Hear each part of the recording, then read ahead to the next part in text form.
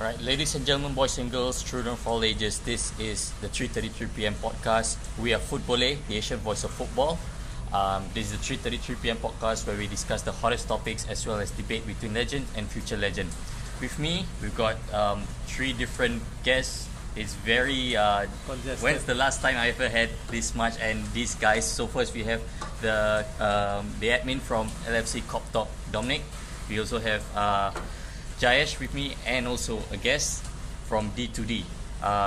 Jayesh, can you have a few quick words with him so that our viewers will know more about him? So there's a very exciting partnership coming up soon, guys, which will announce between FootBoleh and D2D Football, which is Dare to Dream Football. So here's Ras from D2D Football who will tell you a little bit about D2D Football. Hi, from D2D Sports. We run amateur football and futsal leagues in Singapore. That's mainly what we do, as well as corporate events, any other events with regards to other sports, health and wellness. We're all in it. So that's D2D Sports for you. If you're looking for any football-related corporate events or any corporate leagues or just to have a game of futsal, right? Check out D2D Football, guys. Or actually anything else as well. If you're just looking for some corporate events where it's not football related, we can still do something for you. So, do you have a Facebook page that they can go and it's contact? D2D Sports. Look for D2D Sports on Facebook. We are there. We are on Instagram as well, D2D_sports. There are various leagues that we run, and each league has its own dedicated Facebook page. So, I mean, for our partnership with FootBoleh, we are going to be working on the corporate futsal league. So that's one page, and the other one will be the fan club futsal league. That's another page. So those two leagues we're working with FootBoleh. Lastly, what's the meaning of D2D? Actually, it comes from my partner. He's the founder of this company. He's a Spurs fan. So it's a play on the words Dare to Dream. So that's where D2D I guess Spurs friends have to dream a lot. Okay, so I've been dreaming for a long time. So we have to start the show proper. A few things first we have to mention. Yellow. Alright. Recently in Singapore, an ex-S League player, now it's called the Singapore Prime League, Noor Alam Shah, not to be confused with Noor Alam Shah, passed away, and we at FootBoleh offer our condolences to his family. We hope that they remain strong in these very troubling times. Alright, last week, Saturday, I'm looking at you guys. I don't know whether you guys were going into that match with any positive mindset or just, whatever happens. The FA Cup final, this is what I'm talking about. How do you guys feel about it? Okay, first, I guess both of us are United fans. Alright. And I'll let Ras take this one. Okay. Going into the match, well, I will always go into almost every match, even if it's a so-called small team. I go into it with a 50-50 feeling because football for me, anyone can win it on the day. So anything can happen. And moreover, this is a final, so that the intrigue is still there. Chelsea is not a small team; it's a big team. They've got big players. They've had a poor league season. They would want to end it on a high with a trophy, so they had something to play for. Even though they ended the league season on a poor note, losing 3-0 to Newcastle, but I didn't read too much into that.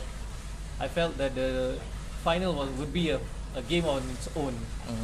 So I mean, going into it, I felt Chelsea started the game well, better than us as in better than United. And then once they scored, I felt it was a bit early for them to just sit back and wait for the United attacks, but in the end it worked. So it worked, they won, and for that reason they deserved it. But from the United perspective, I think it was quite frustrating watching the way they were playing. It wasn't like there was a lack of effort. There was effort, but it was very frustrating with the final ball going wrong, the final pass going wrong, the crosses going too high. And the players, without Lukaku, we were playing with Rashford up front. He was drifting out wide. and he wasn't playing as a striker. No one was playing as an actual striker until Lukaku came on, which is troubling for next season. But and sometimes I do wonder what do they actually work on in the training ground, because simple things like that they're not getting it right. It's like they're playing with strangers. Do you share the exact same sentiments as him? No, my sentiments are much worse. Much worse. I felt so angry last week. I thought it was a terrible game. At halftime, I knew I should have just gone to sleep. But like an addict, I just chasing a high, hoping that something will happen. Ended up just being damn sleepy and damn disappointed and damn miserable. I feel it's been a terrible end to the season. Super, super bad. I just want the next season to start. Yeah, Bring on the World Cup. I was quite devastated at the end. I sat there in silence for a while, and then I went to bed to sleep. I mean, that's how it is. I mean, if you love football, you definitely felt what they felt. But Highs and lows. on the other hand, which is something to me which is interesting, Willian actually trolled Antonio Conte by posting a picture of the whole Chelsea squad lifting. I mean, they were there with the trophy, but he put emoji icons to cover Conte. You've done that before, right? Something like that. What's going through your mind? I personally feel that Willian wants to tie back with Mourinho. Maybe he's quite unhappy because the style of Conte is that he plays 3 centre backs and then he plays 5 midfielders and he plays a defensive formation. So Man U, in the, like, say for example the FA Cup, Man U were playing an offensive formation while Chelsea was sitting back. They had 34 clearances and Man U only had 9. So they were getting the ball, they were pumping it forward, and they were playing 3-5-1-1. So Chelsea were playing a very defensive formation where they depended only on I would say maybe Willian is frustrated because he doesn't get game time, and Chelsea has a very high dependency on Hazard. So he's going to go for long balls for Giroud to hit onto Hazard, and eventually that's what happened. They had one counter attack and they got the penalty, and that's how Chelsea won. And I would say could you say like it's an Italian thing, defensive football? Maybe at the end of the day, Willian just wants to play. He's a Brazilian guy. He wants to play offensive football, and Mourinho is maybe he struggled because he could not. He was being forced into shots. He was being forced into passes. But if he had a player like Willian, game could have changed, and Mourinho would have promised him that maybe a bigger role, maybe more time. Who wouldn't want to go? Quick questions to you guys. Willian, would you take him, yes or no? 100%. I love Yes. that. Yeah. But one highlight, Mourinho has been going into the interest of like Sanchez, Matic, and now Willian. They are all 30 years old, and probably I think Matic is 30, right? Turning 30. Sanchez is 31. Willian is 30. So Mourinho is not going to stay in Man United for very long, knowing he's the 3-season cycle, right? So if he does not win next season, then the next manager is going to be burdened with an aging squad. So He has to rebuild again. Yeah. Next manager, yeah. is it a justifiable thing, or is Willian still the person to go for, or like maybe Fred? Now recently there's links with Fred. Could he be the alternative? I think Fred plays in a different position than Willian. Attacking mid. I can't say I know much about Fred, but with Willian, you know what you're gonna get because he's played in the Premier League. He's tried and tested. Being United fans, we've seen Marshall play on the left. Yeah. He's blown hot and cold. Some games is really good. Some games is really poor. So we don't know what we're gonna get from Marshall, but he's young. He can improve, and hopefully he gets his head sorted. I feel with a lot of the young players at United, they need to get that consistency in their game, which is lacking at the moment. It will take some time to build. So maybe as a temporary short-term measure, Willian would do, but long-term certainly not. All And right. also on the point on Conte, I think at a certain point when they set back, it became 5 defenders. Yeah. So they're playing 3-5-1. Then the two out midfielders became from wing backs. They went down to defenders, and Man U were being forced into long shots. It's basically Smart, you're just doing the sorry? No, so they're doing the same thing that You know? And also Mourinho, Yeah. he would do this as well. Yeah. So it was a very good mental game. For a neutral, it was very interesting. You were waiting for Man U to score, but you were seeing Chelsea how long they can hold, and they were physically outplaying Man U. They were demanding Lukaku to come in early. Lukaku was begging to come in early, but I wouldn't say tactical errors, but maybe they underestimated Chelsea. Could be. Not enough from Pogba for me, really. Just not enough from Pogba in these big games where you expect your biggest players to seize the game and take something and do something, right? Except against City. I mean, he did one time's not enough for me though. Yeah, of course, Then that of course. game is not considered a big game in the same way that the final is a big game. You want to win in the final, you need someone who will win these games for you. And he's not had a poor season. That's the thing. He's actually had a semi-decent season. It's Pogba. inconsistent season. Inconsistent, and the levels that he can go to, he's not fulfilling his potential. He's wasting his potential. It could be because of tactically it could be held back. He's not Yeah, playing exactly. in a- Tactically held back as well. the position he wants. That could also be. I think a lot of things are wrong with United now. There's a lot of short-termism going on. Regardless whether win or lose, the next manager has got an aging squad and all these inflated salaries and inflated egos. I feel like the ethos of the club is moving away from actual everything that we it know, is, you know. I feel that boils down actually also from the top, right? Top. So Ed Woodward would have to take a share of blame for that. Because from what I've read of him, he seems to be someone who's been more interested in the commercial gains of the club. He's been working on deals and making sure United remain the most valuable club in the world, the richest club in the world. He doesn't seem too interested in what the club does on the field, not unlike David Gill, who had more interest on how the team played, the long-term future of the club as a footballing team as well. But of course, at that time he had Sir Alex Ferguson guiding him as well. Now there's so much upheaval. One time this is this manager, and next is the other, and all that. Too much upheaval. So most of it I feel comes up from the top. Yeah.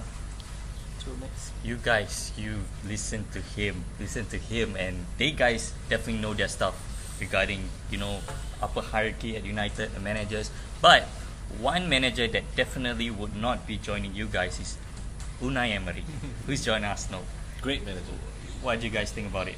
Great manager. I actually think it was a bit of an outside pick, surprise pick, but when you really think about it, it makes perfect sense. I am very excited to see the team that he builds in Arsenal. I even have a small optimism that Arsenal might lead the league, early leaders next season. I'm tipping Arsenal actually to surprise everybody, to be the early front runners, to win like 5-6 games in a row. After that, I'm not sure. After that, it collapsed. But I believe that Arsenal will lead the race early on next season. I've never smiled this widely on this show Want before. me to share something about Unai Emery? He got some stats. So, Emery is not a competitor for titles in the league. He's more of a Europa League focused and Champions League focused, European titles focused manager. So, he's the only manager to ever win 3 Europa Cups. In a row. So he's matched with Trapattoni in terms of the 3 titles we won. But even as we credit Unai Emery in his accolades as a manager, there is a certain stat which is reflected where any match against Guardiola or Mourinho has been 0 wins. So he split 15 matches, and out of the 15 he lost all against his managers. No, he didn't win any. Yeah, It's just a loss and a draw. Didn't win. Sorry, didn't win. So 0 wins against Guardiola. 10 games he played. He had 4 draws, 6 losses. He managed only to score 7 goals in the 10 matches, but he allowed 22 goals. Against Mourinho, he played 5 matches. He had 1 draw, 4 losses again, and 6 goals he managed to score. Could not break the tactical play by these managers, but he also allowed 15 goals in 5 matches. So that will be a certain trait that Unai Emery will bring, but he will be constantly competing in the top 4. That's something His League One record, he has a 73% win ratio. No one has topped that. He's still the best in the League One's record. So maybe he can attract players because of his game style, but he doesn't have a very strong right hand man in Monchi in Sevilla. Monchi was a sporting director, so he Arsenal has signed a new sporting director. Let's see how it plays for him. He definitely need players. He only has about 70 million bucks. I think 50 to 70 million pounds to bid for. Let's see how it goes. Another manager that actually changed club, and I think it's sort of out of the blue. Carlo Ancelotti, Yeah. Napoli. Napoli. Very, very, very exciting. Is he still? Very exciting. Can he still bring the glory to a club? I mean, he's been here and there for the past few seasons. I think that one for Ancelotti, the real test right now would be to win without much money being available to him. This is considered a lesser club, not saying a small club, a lesser club. Yeah, because when he was in Italy, at that time Italy had a lot of money in the game. Yeah. So the Milan. teams he managed, Milan, Parma, and all that, they were clubs which had a lot of money. They pumped in money. He could buy players that he wanted. But with Parma, he did quite well because that wasn't really a fashionable club. But at that time, they had money, so they could buy players, and he achieved some success. But right now, after his Milan experience, he's been to clubs that are mega rich: Chelsea, Real Madrid, Yeah. Paris Saint-Germain. He's won it all. Bayern Munich as well. So now he's coming to Napoli. It'll be a good challenge. I hope, for the sake of Italian football, being a fan, I hope that there'll be some new anti-Juventus teams coming up in the league, because the league needs it terribly. Spoils the competition. Yeah, because Juventus been winning it for 7 seasons in a row. I don't think Juventus is that strong a team to win 7 seasons in a row. In the good old days, I don't think they would have won 7 seasons in a row. So that team isn't that strong, but it's just they've got terrific winning mentality. That is what I think Ancelotti will bring to Napoli: the know-how, the experience. I think right now it will be a different challenge. He needs to develop players. He needs to scout players, get players that are maybe lesser of value, and develop them at Napoli. Alright, so that's all the things, all the hottest news recently this week.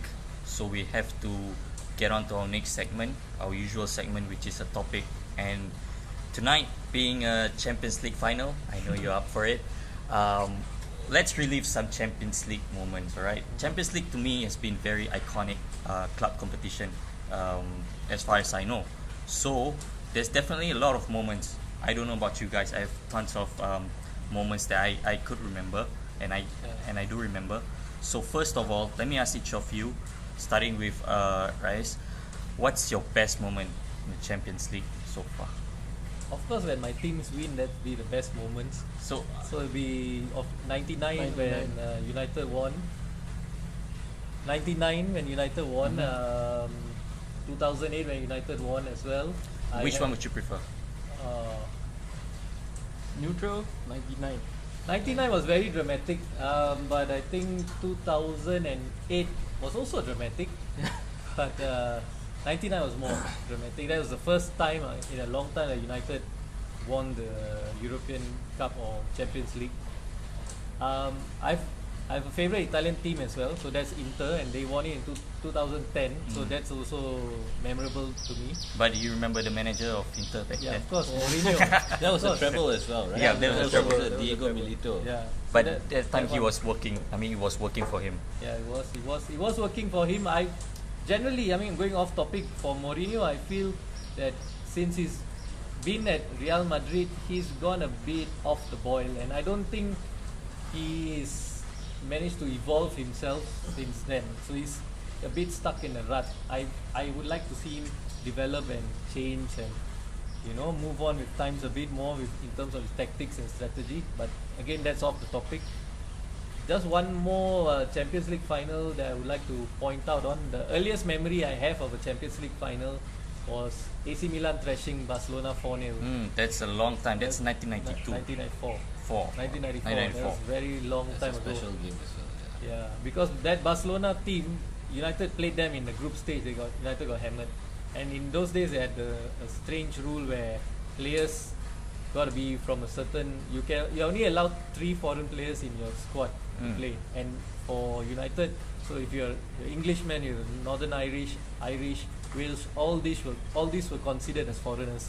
So you can't pick them. Yeah, so you can't play them. So that's why all the Beckhams and Scholes and all played in this tournament, get experience. But United got hammered by Barcelona, and that Barcelona team was really, really strong.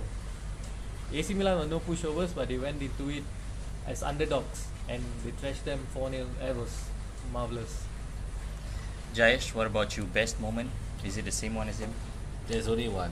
20 years today exactly. Today is 20 years today exactly. The day the treble was sealed. That was the most amazing moment. I think nothing beats that lah. Okay, the whole season was just comeback after comeback, magic, unpredictability. There will never be a season like that again. I don't. If I live to see another season like that, I'll be quite lucky to have seen 2 seasons like that in my life for my team. Nothing beats that. That's why today is the day. Somehow 20 years today. It was in 19 years actually. Oh, 19 years? Yeah. My maths failed lah. so I mean, my maths director had really to point it my out. maths really quite failed lah. Thank you, Justin. Alright, but it's today. It's Today, 19 years That's much today. more. Very special. Very How old special. were you that time? I was so this was 1999, right? So Yeah. I was 9 years old. Oh, you're 9 years old only. I was 9 years old. Okay. I remember watching this at 2:45 in the morning. Yeah, I was 15 Wow. before school. Before school lah. Yeah. It was all before school. It's Very been like special. that Very for us special. Asians. Dominic, best moment. I think you only had one. That's Yeah, one for only you. have one. Istanbul. But I would say Istanbul lah, obviously, because even me, right, I didn't have any confidence that we could go against this squad. The squad was so good. Shevchenko was on form. They were Inzaghi. Crespo and all these. Talk about the defense actually. The defense is like scary. Yeah. You got Maldini, Nesta, They were Stam and Cafu. very experienced and secure, and they made it seem that 3-0 is nothing. And I think the majority of Liverpool fans were like, okay, this is telling to say that more goals are going to come, and the game just changed, and no one would have expected the penalty to go in and do that save, the point blank save. Eventually, I think Shevchenko got really riddled from the mind games, and he just lost focus and missed the penalty. It was a ridiculous penalty by Shevchenko, but good save though. So that was a shocking moment though, Istanbul. That was very special. Yeah. That was another special. Yeah. I remember watching that match. I was delighted at halftime and AC Milan were leading. I was very And then- excited. And then I was like shocked to Yeah. see that comeback. Too fast. That's It also happened too dramatic. fast, yeah, dramatic. Yeah. So Yeah. you carry on. I mean, this is what Champions League about. It's very unpredictable.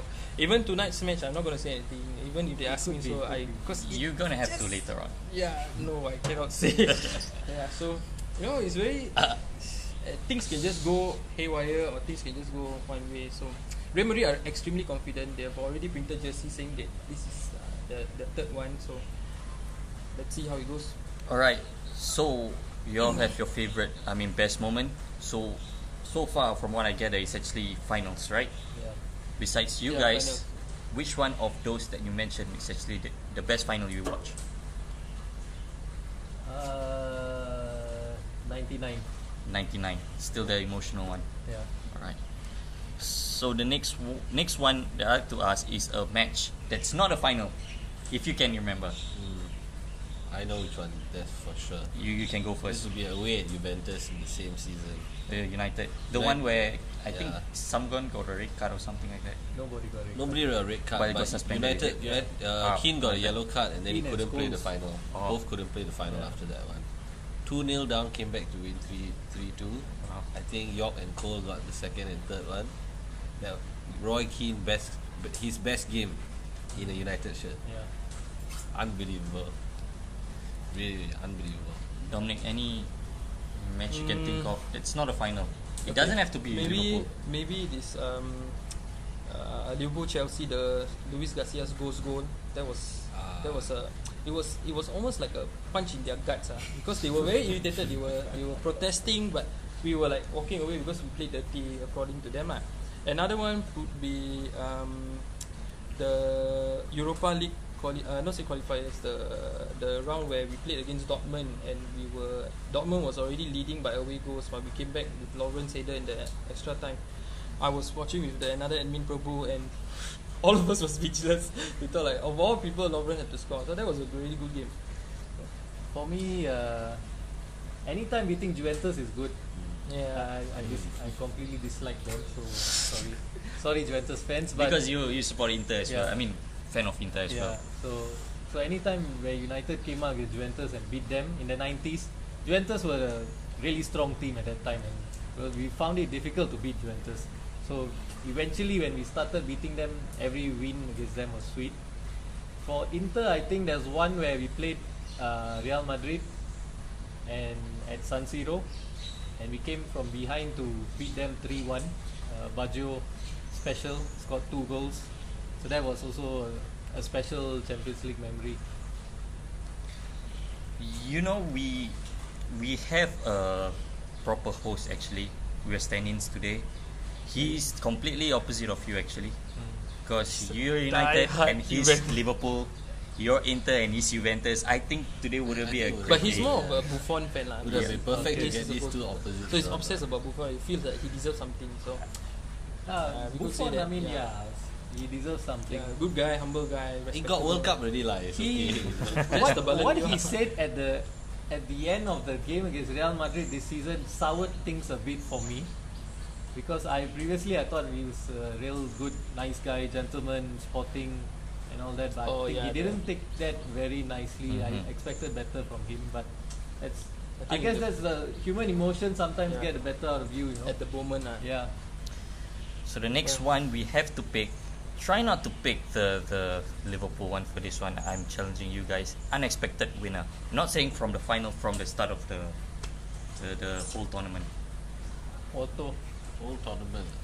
Yep. I mean for you it'd be Porto, right? I think in 2004 that was completely unexpected. Porto and Monaco to go into the final. That's That an unexpected final by That itself. was an unexpected Was it final. Mourinho in also? itself. Yeah, it was Yeah. Mourinho. Oh yeah, the one that he runs all the way. Yeah. Yeah, I would say Porto also.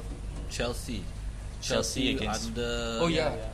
Chelsea. Di Matteo. Roberto Di Under Di Matteo, Matteo. against that, Bayern that Munich. one was really Chelsea just unexpected. parked the bus all the way. Yeah. And then next thing you know, Torres was the one scoring, is it? Was it Torres? No, Drogba. Torres yeah. scored Torres the scored as well. semi-final. First- Yeah, Scott. He scored the final as well. He scored in the final. Torres as well. scored Oh. the goal after they had already to seal it 2-0. Oh. No, Where he- But they that's- won it on penalties. That's the semi-final. The Chelsea one won against it. Which is Barcelona. the goal that Torres runs from That's the halfway that's line? the Barcelona. Oh, That's the okay, semi-final. against Barcelona. Yeah. Okay. Where they felt they were cheated and yeah. So Chelsea that game. was actually a very shocking one, because I think most people in that year, the whole media narrative was actually that it was Real Madrid Bayern and Chelsea Barcelona, and then everybody expected a real Barcelona final, because Bayern was not so strong in that year as Mhm. well. And then when it went in, Chelsea were actually the underdog against Bayern, Mhm. Yeah. and still Chelsea won. won. So that was really kelong lah. And the you know. manager is Di Matteo. Yeah, Guy yeah. doesn't have much experience. And he got fired. He got fired right after doing it. It shows that maybe they didn't give him the credit Yeah. because it was kelong. Alright, so next one, so many memories, guys. Brings back a lot of special moments. Best goal.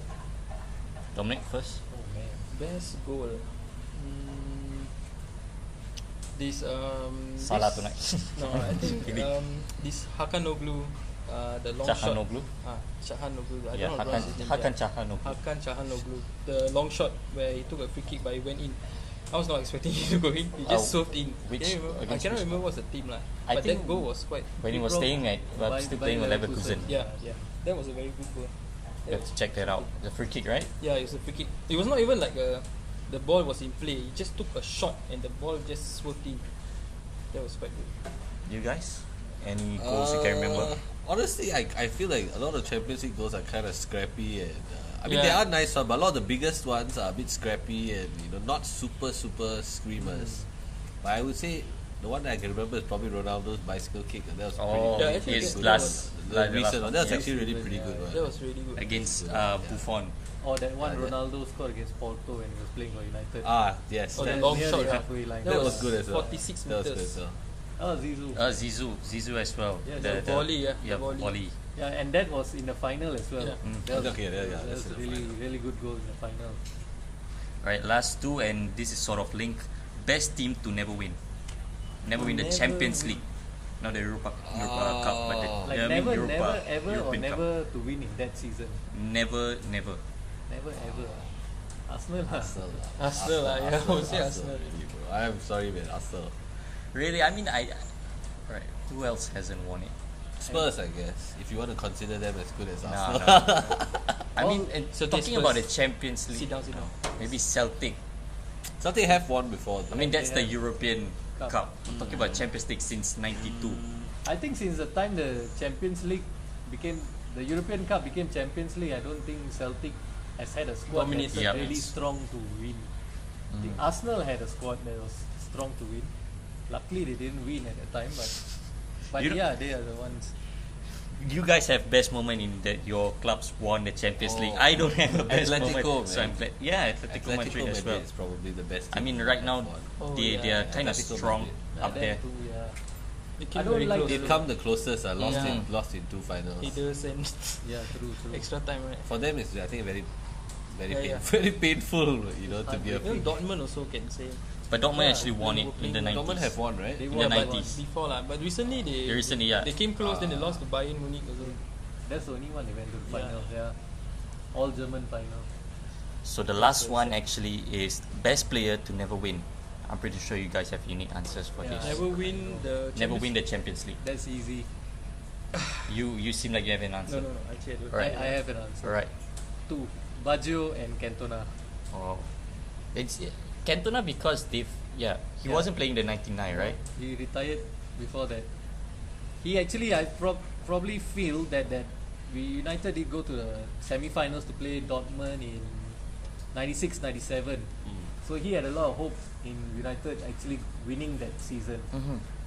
But that semi-final against Dortmund, United missed a lot of chances in the second leg.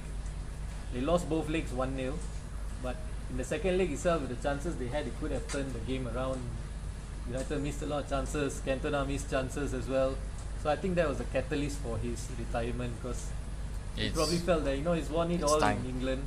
He wanted to win something in Europe. Didn't manage to. And Baggio, because when he was at his prime at Juventus, he won the UEFA Cup with them, not the Champions League. Yep. So then when he was in his prime, then he moved on to Milan and Inter and all that. He played in Champions League, but both times the teams that he was in didn't win. Jayesh? I'm gonna go with Lewandowski or Aguero. Oh, strikers of current times. I feel like both of them deserve Champions League medals. Buffon as well. I mean, no. Honestly, I don't really think he deserves a Champions League. Oh.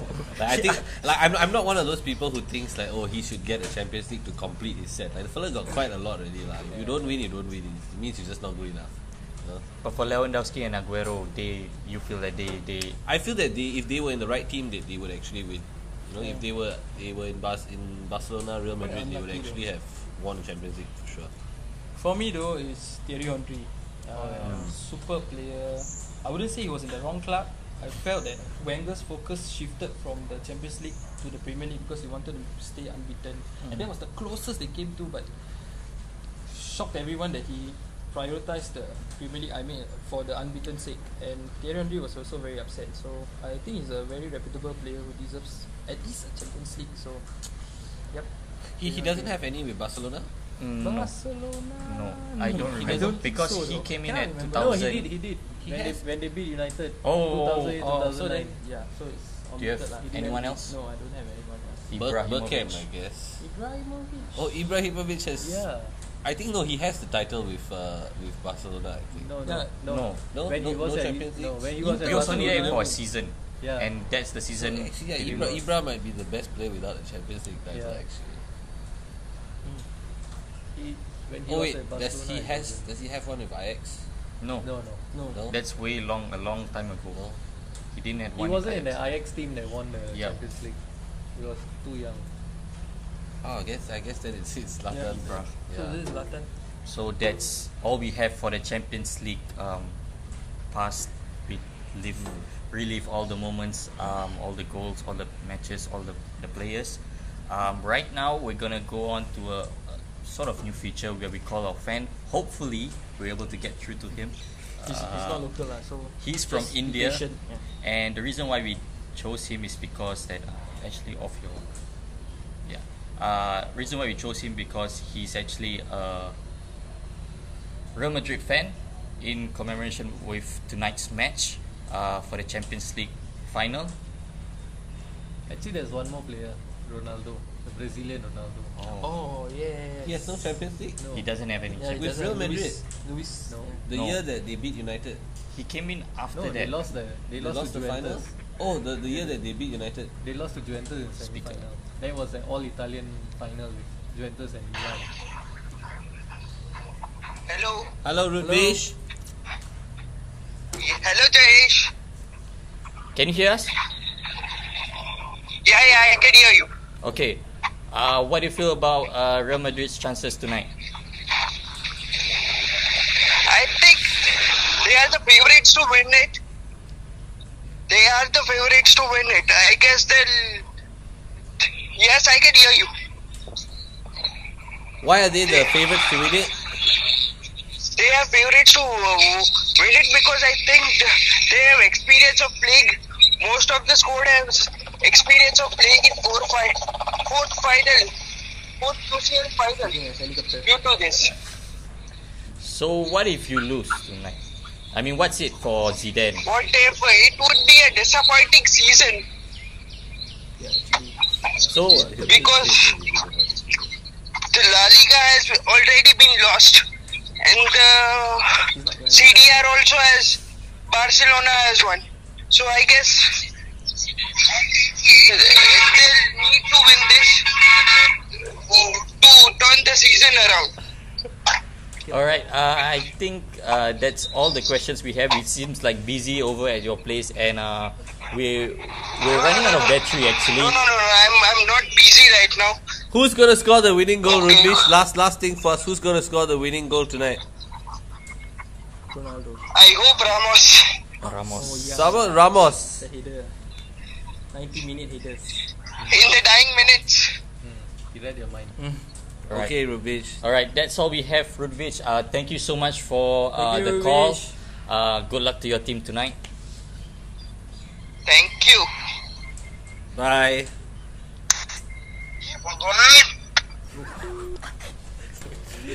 You guys hear the roadside sounds, right? So we've got people calling from all over the world. Actually, Whoever it is. I heard a helicopter or something. Yeah, I heard a helicopter. So it's busy. I heard a taxi. He's on military Maybe he's duty. going to Kiev. All right, so we have a special feature, always every week. I think Jayesh, I saw something you said where someone sort of stole this idea of ours. Yeah. I think History Channel Football has been trying to steal this idea. Is it? Oh, They've been trying to. I mean, it's not exactly legend versus future, but the concept is similar. They every week they analyze one current legend against one, from the past. So like Platini against Beckham, this kind of weird, Platini against Zidane, this sort of combinations. And that idea started originally here from our friend here. He's I mean, the creator of Legend versus Future theory on Legend. I mean, I find it kind of like no one's doing it, so why not we do it? And then, I mean, few months later, actually 4 months later, we find some big company doing it, and it's like, wait a minute. should have copyrighted it. Yeah. Alright, so for today's Legend versus Future Legend, we have a legend who used to play for Real Madrid and Liverpool against a player who's right now on the ups for Real Madrid. We have And Steve Liverpool will be McManaman. hoping that he plays Maybe, for them. maybe. Maybe Uh, not. Steve McManaman versus Isco. Yep. Two Very attacking interesting, very midfielders. This interesting. is interesting. We have Dominic. What would you like to go first? Okay, You have so- everything. McManaman was from the Liverpool's youth system. He was a cross-country runner. He was gifted with stamina, his agility, his dribbling. So at that time, it was very uncommon for players to play in an attacking midfielder role. They usually would call it a secondary striker or second striker. But he started out as a winger, so he drifted from a winger to a side midfielder, and then his favorite role is actually a centre mid role. So he played 364 appearance for Liverpool, but he doesn't score many goals. He had like 43 goals. He doesn't score many goals. Then at that season, his contract ended and came to a same Emre Can situation. Liverpool was trying to tie him down, but he was refusing contract. They gave him a captaincy, but with the captaincy, he left to Real Madrid on a free transfer though. And amazingly, in Real Madrid, right, he actually did sustain quite a number of appearances. Steve McManaman is the only decorated or the most decorated English footballer to have played in a club abroad. Usually we will think of Beckham, but Beckham, when he played for Real Madrid, he only had 1 La Liga and 1 Super Copa. McManaman had six honors wins. He had 2 titles, 2 Champions Leagues won, 1 Super Copa, which is the La Liga winner, and the Copa del Rey winner. They will have a match, and 1 UEFA Super Cup, and he was 2000 Champions League final man of the match. And when we compare to Isco, okay, I'm not being like, how to say Biased. Okay, I like a reverse bias. So saying that Isco is playing better, because when you compare McManaman and Isco has a lower center of gravity. He was voted the La Liga Golden Boy by all those sports writers. He was the Golden Boy Award recipient. He was also the Best Breakthrough Player Award winner for 2012 from Malaga. Then he transferred to Real Madrid. And in Real Madrid, he has 239 appearances, much more than McManaman's record. He has 41 goals. He already has won 12 honours, 1 La Liga, 1 Copa del Rey, 1 Super Copa, 3 Champions League trophies, 3 Super Cup trophies, and 3 FIFA Club World Cup trophies. And how old is he? 26 years old already. He's just 26, and he's really relishing. Under Ancelotti, he went for a defensive position, and he contributed from tackles, interceptions. He was winning balls back, and he scores goals though. So McManaman doesn't really contribute in goals, but he creates plays. Isco can do that. He also can do the defensive contribution, and each of them, right, the similar style is that they can hold the ball, they can create a chance, and they can seek out long range. Long balls to forwards who are running on the wing play. They can dribble. They definitely can dribble. Isco can hold the ball. McManaman can hold the ball. They can just drift through players. But at the current moment, at that time, if I said McManaman was just brilliantly gifted, his footwork is just awesome. But Isco is out to prove something. He is really gifted. Really.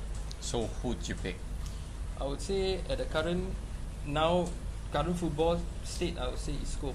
Isco is he's doing something much better though. I think Isco is physically is stronger than McManaman he is as stronger. well. Yeah. And I think the thing that stands out about McManaman is actually his hair. And but yeah, I mean he's a good player. He was a good player at that time, McManaman. I remember when he moved to Real Madrid. At that time, there weren't too many English players playing in Spain, so he was a bit of a path breaker as well. So he did well, because most of the time there's a concept that English players can't survive outside of England. Yeah. So he break that norm, and then thereafter Beckham tried. Jonathan Woodgate tried. Yeah. as well. I remember Owen tried as well. Michael Owen was a good player, but I mean Jonathan Woodgate. Yeah. Think about that. But it's quite an accomplishment for English player to go to a foreign league, and even like I think Real Madrid could have been the best team at that time, and he clocked 152 appearances with about 14 goals, and for English player to constantly get into the squad in a competitive squad which has already consists of world class players, it's quite an achievement. And Isco is doing it now. He's constantly getting play time, and he still has much to go. And if you compare the Real Madrid seasons of both of them, Isco is winning. Rez, you have anything else to say before giving us your deciding vote? Not really. Whatever he's spoken about, I think I concur with that. I mean, not being biased because I'm a United fan and McManaman played for Liverpool and all. I remember McManaman when he was playing for Liverpool. I felt he was one of their danger men at that time. He did play in seasons where Liverpool did come close to winning the Premier League title, so they were running United close and all that. They of course didn't manage to do it, but still that was still a pretty decent, strong Liverpool team that he was in.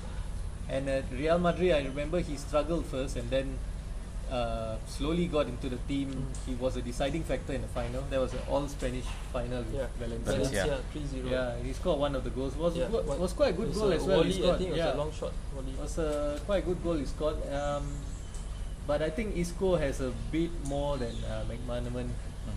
Maybe it's because we are in the current times. We're looking at Isco play more. So that could also affect our judgment. Yeah.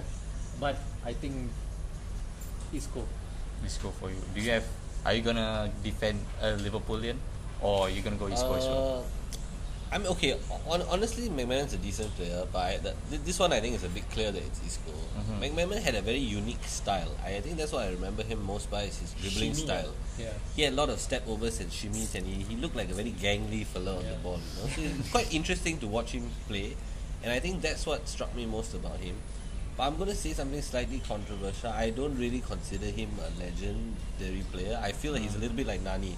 So if you're a United fan, maybe Nani is considered a legend because he won the Champions League. But to other people, he's an idiot. You know? He's like typical winger. You know. Yeah. If you watch every game as a fan, you see him and then you love him. But if you're not a fan of that team and you see him, you only see the worst or you see the highlights. Yeah. You know, so for me, Isco lah. Isco. So we've got 3 Iscos, and we're gonna do a poll on Facebook soon, Monday I think, where we ask you guys which player would you prefer, McManaman or Isco.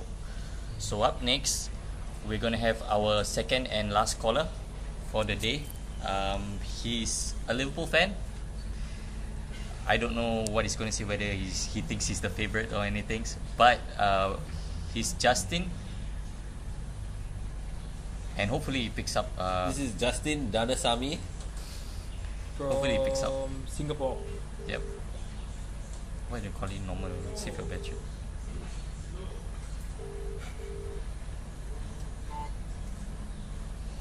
Hello. Hello, Justin, is that you? Mr. Danasamy? Okay, yes. Yes. Okay, we've got Justin, you're live on FootBoleh now with us. Oh, cool. Okay, Justin, what do you feel about tonight's match? I am very nervous because we are the underdogs going into this final.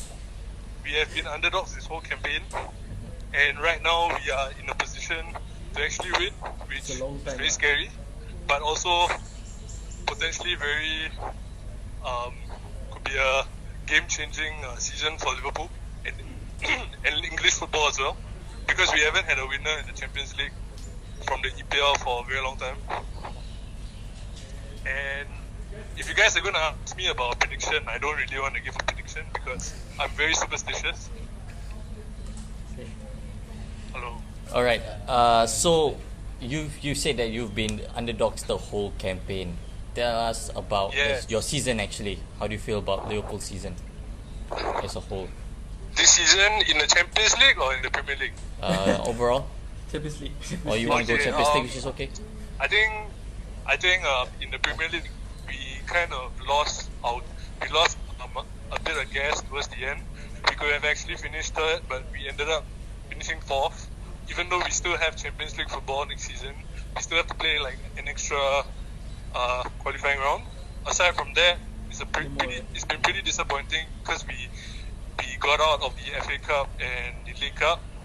But like I said, it's a high that we're in a Champions League final. So if we win, it's gonna be a great season. You guys got any questions for him? Scorer, Justin, who's going to score? I don't know where he's gonna. Trent Alexander-Arnold. Whoa, he's bold. Alright, He's alright. bold. That's going to be a big game for Alexander-Arnold up against Ronaldo tonight. Very, very big matchup there. Alright, Justin, can you pick a winner for us? I don't know. As Jurgen Klopp said when he first entered Liverpool, we need to change from doubters to believers. So all I'm going to say is that I'm a believer. I'm not going to say who's going to win, but I believe. Well said. Excellently said, my friend. All right, Justin, thank you so much for calling. Call us again soon, Justin. Take care. Okay. Bye-bye. Thank you for having me. Bye. Yeah. I concur with that superstitious part. Yeah, I wouldn't predict my team score as well. It's a very Asian thing. It's a pantang thing. But you know, there's a signs that I've been seeing back in 1980-81, right? Yeah. The royal wedding. The royal wedding was one, and actually the Mahathir. final of the Champions League is Real Madrid Liverpool with Liverpool winning it. Mahathir became Prime Minister, Yeah. also, right? 1981. That was Yeah. 1981. But It's the like thing is, in 1981, Liverpool were a different team Yep. than it is now. They have more key players lah. Liverpool were Phil the Thompson, force yeah. at that time. They were. that was like United. I mean 90s. Yeah.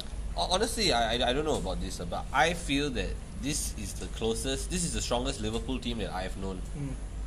Even stronger than the Suarez team, even stronger than the Torres team. I feel this team is the best Liverpool team from those Champions League era winning teams of Rush and all, you know. I really think this is the strongest. As a United fan, I don't want you to win. I'm quite scared of what kind of things going to happen. You all win, get very excited, very Social noisy. media, social media. Very noisy going to be tomorrow, no matter lose what. No also, matter it's what, gonna tomorrow going to be noisy on social media for sure. Okay, win or lose, everybody's going to be out there. We gotta go into oblivion if they win. Alright, so before getting on to you, because I know you have a lot of things to say and today might be very emotional for you, any thoughts on tonight's match? Liverpool, Real Madrid.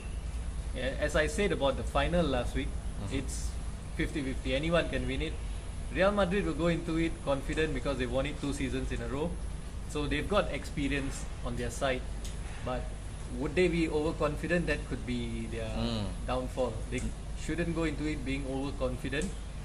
And at the end of the day, it's just 11, 12, or rather 22 players on the field playing against each other. So if you're not on your day, if you're not performing on that day, anyone can beat anyone. Actually, no one ever said anything about overconfidence. I think it's a very important thing that no one talks about. Because there have been signs that coming from the Real Madrid camp, not directly from the Real Madrid camp, but mainly from Spain, that they are confident they can beat Liverpool and wouldn't have too much of a problem doing that. Liverpool, on the other hand, are also confident because they know they've had a very good Champions League campaign. I would say they deserve commendation for that. They've scored a lot of goals as well. So they would feel confident they can beat anyone on their day. And Real Madrid is not exactly known to have the best defense. Even I don't really rate Sergio Ramos as a fantastic defender. Yeah. So on their day, I think I think Real Madrid would need to keep their hopes guarded. Liverpool has a chance. It's all to play for. So let's see. Of course, I hope Real Madrid win in the end. There's someone who said that this Real Madrid team isn't as strong as Guardiola's Barcelona team, and they shouldn't be winning 3 Champions League seasons in a row if they win it tonight. But at the end of the day, if it's there to be won and they've won it, they deserve credit. Jaish? Alright, I mean, to be honest, as a United fan, I wouldn't really want Liverpool to win, but as a true football romantic, I think if Liverpool raise their game today, they deserve it more than any other team. They played the best football, they scored the most goals, they have the most frightening team, I think. On paper, it is a very close game. It's a lot closer than people are saying it is. It's really very close, and I think we come back to a topic we talked about some time ago, which is in very marginal situations like this, it is the hunger of the non-winner. In a winning position, you've already won. Yes, you know that we talk about you have that winning mentality, but the guy who has never won has the hunger to be the winner. And when it comes close like this, I feel like sometimes the guy who's more hungry will win. I think Liverpool will win today, actually. I will just not talk to anybody, but honestly I'll be happy for you guys, because I'm not that kind of person who will say that you didn't do it well or what. You have played much better football than Manchester United this season. It's been a terrible season for us. If you win lah. But don't be too noisy on us lah. Okay, just go and enjoy it and then leave it lah. Right? Are you going to be like Gary Neville actually? He said that if you guys lost to Chelsea for the final and then if Liverpool win it, he's going to go holiday, never come back, something like that. He will come back. He's got a good. I'll just turn off my Facebook lah. I'll just turn off my Facebook. He's got a well-paying job. He will come back. And I mean, on that point, I would give credit to Liverpool if they win it. But of course, I hope they don't. But still, I'll give credit to Liverpool if they win it. there's another factor that's also important, not just about the hunger and all that, the refereeing decisions. Because in the semi-finals, we've seen some really poor. Actually, in this season's Champions League, we've seen some really poor decisions being made. Some actually, the two teams that are in the final, decisions have gone in their favor in the semis.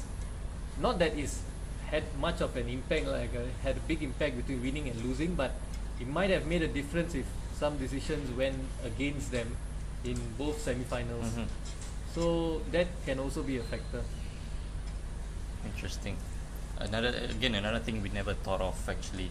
So Dominic, it's all left to you. I'm gonna leave you anything, but there's one thing I have to say. Jurgen Klopp has never won a European final. The last time was with Dortmund, and he rarely wins a final ever since he left Dortmund, of course.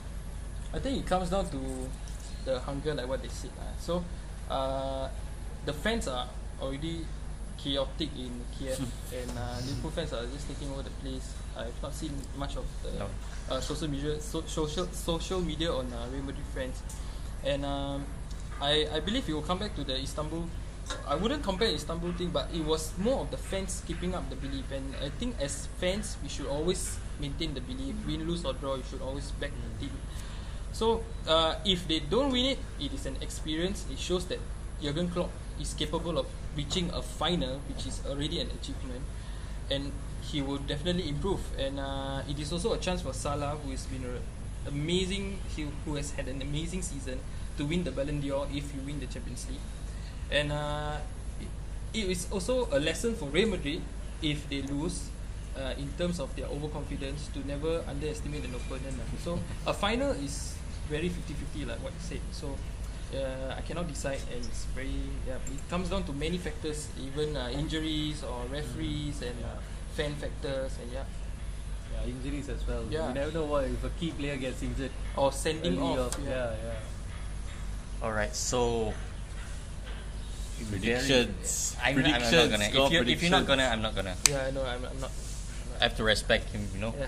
So that's all we have for today's episode of the 3:33 PM podcast. Very interesting, a lot of memories relieved, and we have a very, very insightful guest, I have to say. In Rise from D2D. I'm not gonna mention D2D because I'm an Arsenal fan. Ras. Oh, sorry, Ras. Alright, so I'm Haikal. With me we've got Dom, Jayesh, and hopefully we have Ras back. That's all from us, FootBoleh.